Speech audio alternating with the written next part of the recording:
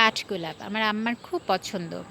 আম্মা প্রায় সময় আগে জিজ্ঞেস করতে, "এই গাছটা কী যেন?"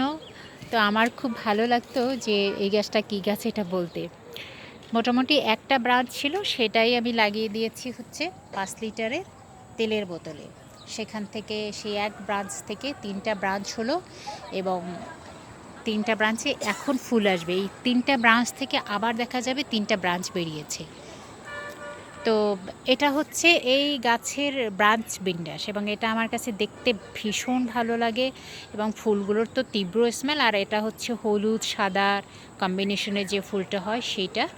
আর এটার কিন্তু শীতের সময় দেখলে মনে হবে ডরমেসিতে চলে যাবে এবং মনে হবে যে গাছটা হয়তো মরে গেছে, শুধুমাত্র আপনার কাণ্ডটা থাকবে, কোনো পাতা থাকবে না। বাট যখন বসন্তে শুরু হবে এবং তারপর থেকে এই গাছটার সৌন্দর্য আস্তে আস্তে বাড়তে থাকবে। চাইলে একটা গাছ লাগিয়ে নিতে পারেন।